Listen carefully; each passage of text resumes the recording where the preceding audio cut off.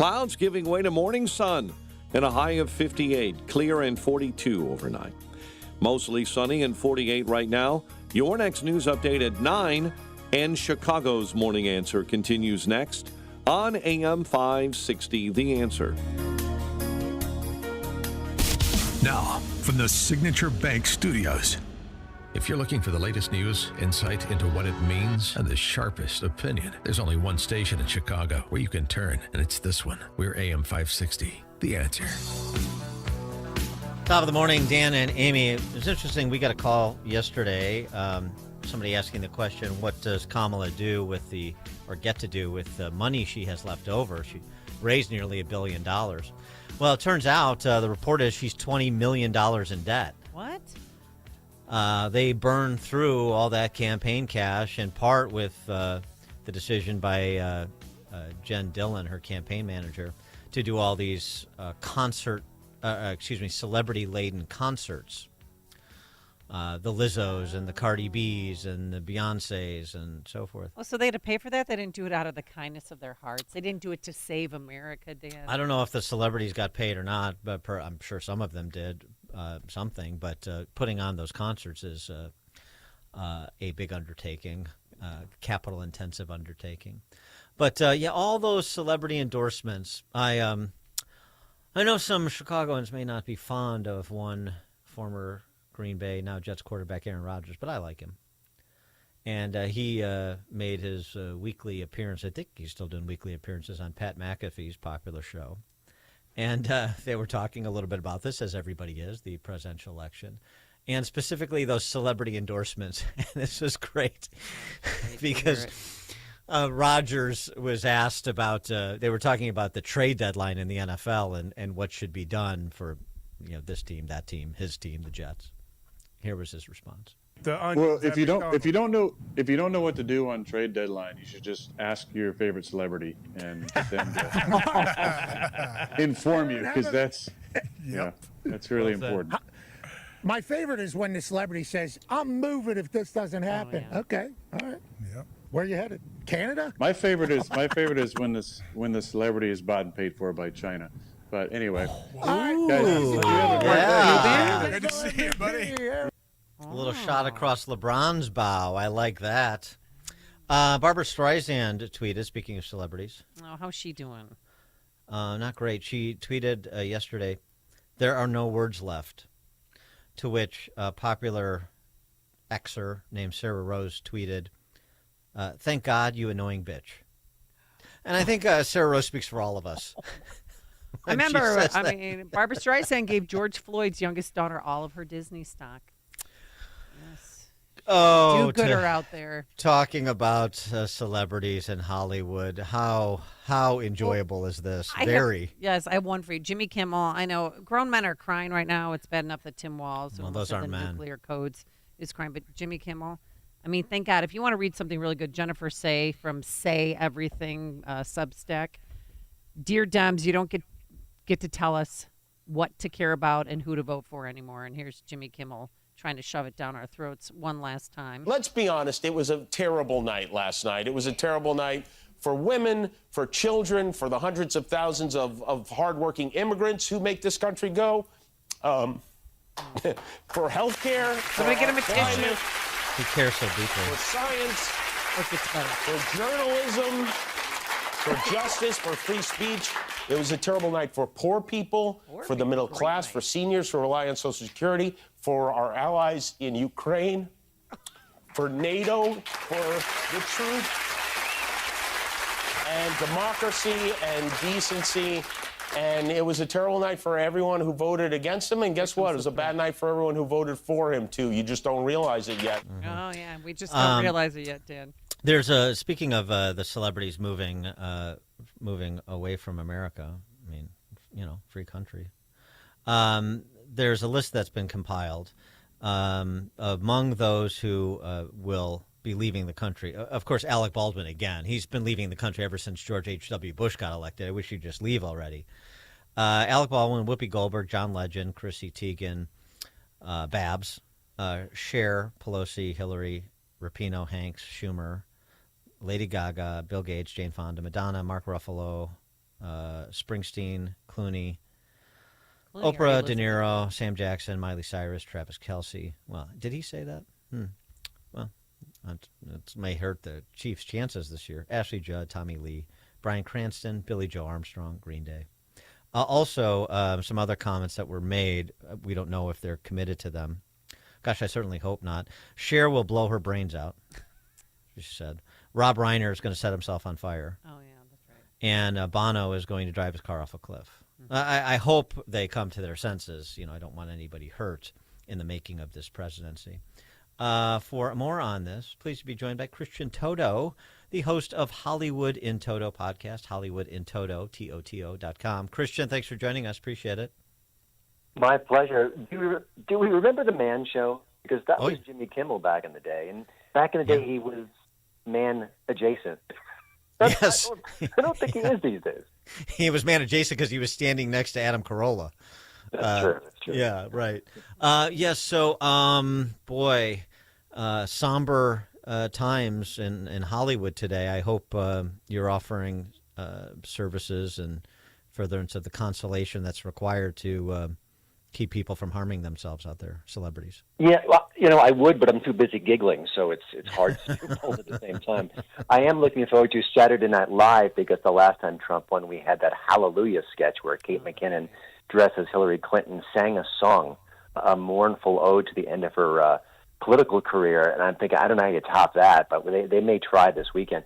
This is absurd. And, I watched, the Jimmy Kimmel clip is, him tearing up. I mean, could anyone be enjoying the fruits of American life more than Jimmy Kimmel at this point? It's absurd. But, none of it's fact-based. We went through 4 years. We had 4 years of Trump, and you could agree or disagree, but I'm pretty sure the country's still standing. And, the one little nugget of insanity that he shared, which really got under my skin, was, free speech is under attack. Dude, you haven't said a bleeping word about free speech for years and years and years. With cancel culture, with the Twitter files, with the Biden administration putting their thumb down on social media, how dare you? If you're going to pull your nonsense, that's fine. Okay, that's great. You bring in free speech, you're just full of it. I'm sorry. Well, I wonder if maybe some of the tears are being shed over the prospects of more revelations about Epstein, about Diddy. Musk even sort of indicated that in the closing weeks of the campaign. There's some people in Hollywood or Hollywood adjacent, like Reid Hoffman. He mentioned Reid Hoffman specifically, the founder of LinkedIn, who may have some things to worry about if, like, for example, an Epstein client list ever made its way into the public domain. And, it could be something that a Trump Department of Justice takes a look at. Yeah, I don't know. I don't know about that. I certainly want more transparency across the board, and we'll, find out what's going on and who's connected to these different stories. But I'm just looking at the landscape right now, and it's so funny because Hollywood at this point is really struggling. It's contracting. The box office is down. Productions are fleeing L.A. People are out of work, and these clowns are just doubling and tripling down on the divisive rhetoric. They're not even trying to be funny. You listen to that clip, it's just clapter. There is no attempt at humor there. And it's like a therapy session. It's just absurd. Kimmel famously said a few years ago about, going hard left. He said it wasn't good riddance to his GOP audience members. It was riddance.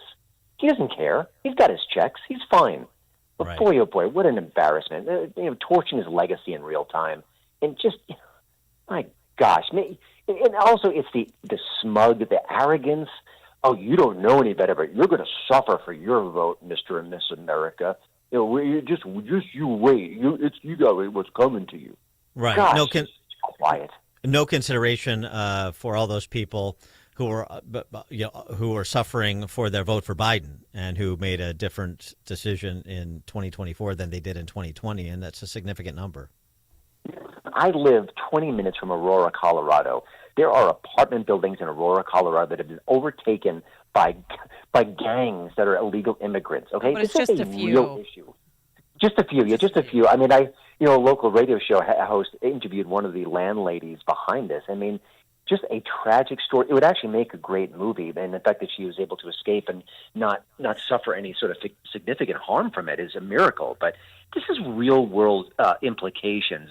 And and when the prices go up and up and the gas prices go up and up, Jimmy Kimmel doesn't care. He just swipes his credit card. It's a little bit of an ouchie, but it doesn't matter to him. He's got all the money in the world. But the rest of us, you know what? We have to suffer the consequences of what's going on right now. And he doesn't care. It's just amazing. This was an interesting post. Adam McKay, who is, Will Ferrell's collaborator, and Will Ferrell was out and proud for Kamala and basically telling men to, the usual bilge about, telling men to worry about the women in their lives and all the things that you're supposed to say. Adam McKay posted, "Who would have guessed lying about Biden's cognitive health for 2 years, refusing to do an open conversation for a new nominee, never mentioning public health care, and embracing fracking, the Cheneys, and a year-long slaughter of children in Gaza wouldn't be a winning strategy? Anyone with half a brain. But I thought liberals' whole thing is being smart. It's not. They actually just blindly cheer the parade of rickety optics wrapped up in the New York Times fonts that is the modern-day Democratic Party." So, I mean, I don't agree with all the premises embedded in that little rant, but it is interesting, the turning on each other, because he's almost turning on his buddy Will Ferrell with that statement. They actually had a bit of a disconnect. They worked together for years and years, and quite well, by the way. Anchorman, so many good movies. I think they were trouble behind the scenes. They don't work together anymore. But listen, Adam McKay is a far, far left person. But he's being honest about this. He's being truthful and square to his beliefs. And he's saying what everyone else knew but couldn't say, that Joe Biden has an issue. And everyone hit it. The media hit it. The government hit it. The celebrities hit it. And then when the polls were too bad to hide any longer, George Clooney had to raise his hand and say, hey, this guy ain't all there anymore. It's just embarrassing on so many levels, and the left deserves everything that's coming to them right now. It's just shocking. But Adam McKay, again, he's just shooting from the hip, and it's unfiltered, and that's refreshing. Well, they have some culpability, too, because they use their star power, particularly within that party, as part of the prodding of Biden out of the race without much contemplation of what kind of candidate Kamala Harris would be in terms of viability. Yeah, I mean, there's anyone who replaced Biden would be better than Biden because they would have a functional brain. And Kamala Harris barely met that threshold. She has a functional brain. I think she was 59 at the time. She's 60 now. It is truly embarrassing. And, I've interviewed George Clooney. I've met George Clooney. Seems like a nice guy, smart guy. I'd love to ask some pointed question.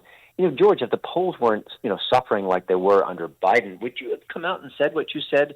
Why did you hide it for so long? You saw it in person. Right. What about your other colleagues? Aren't you a patriot? I mean, listen, it's all nonsense. And when celebrities speak on these issues, there's never real substance there. It's always, because you have to vote for her because of her background, or she's black, or she's Asian, or she's this, or she's that. It's never, she has a good policy. She's going to enact it.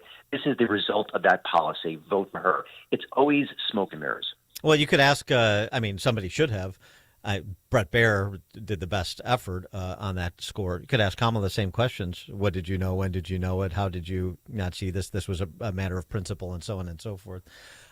Speaking of Biden, I don't know if you saw this meme, but I'm sure you'd appreciate it if you hadn't.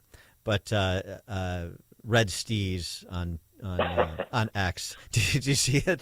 The Biden on Election Day, and it's the closing scene of The Usual Suspects, where Kevin Spacey walks out of the police station, and he's got that noticeable limp, right? And then that limp goes away once he's cleared, and he's, I just love that. That is pretty good. That's pretty good. I have a feeling that there's some nexus to the truth about how the Bidens were feeling.